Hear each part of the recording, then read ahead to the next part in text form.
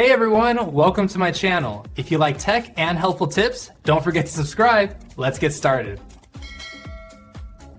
Identifying a bad capacitor is crucial for troubleshooting electronic devices, as these tiny components are often the weakest link in power supply circuits and can cause a myriad of problems, from complete device failure to intermittent glitches. The most straightforward method often begins with a thorough visual inspection, which can reveal obvious signs of distress. Look closely at the top of the capacitor. If it appears bulged, domed, or swollen rather than perfectly flat, it's a strong indicator of internal pressure buildup and electrolyte leakage, signaling failure. Similarly, examine the base for any signs of electrolyte leakage, which might manifest as a brown, crusty residue, often resembling dried glue, but is actually corrosive electrolyte that has seeped out. The heat shrink around the capacitor body might also appear discolored or shrunken in an unusual way due to excessive heat, another red flag.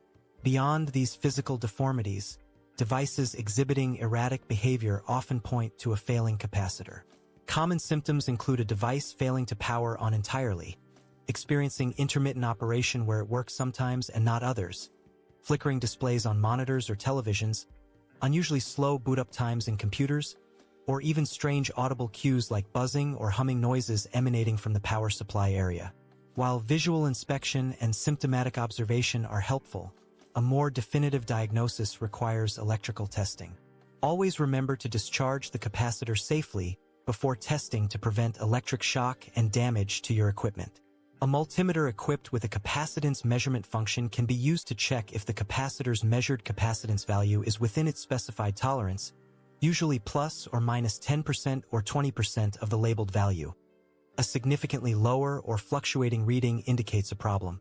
However, a multimeter alone might not catch all failures, especially those related to increased equivalent series resistance, ESR.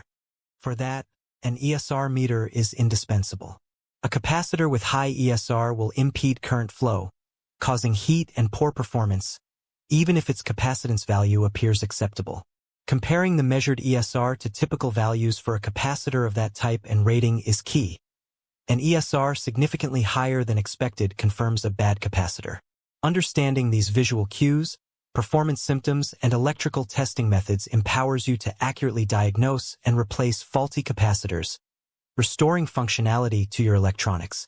Thank you for watching, and please subscribe for more electronics troubleshooting tips.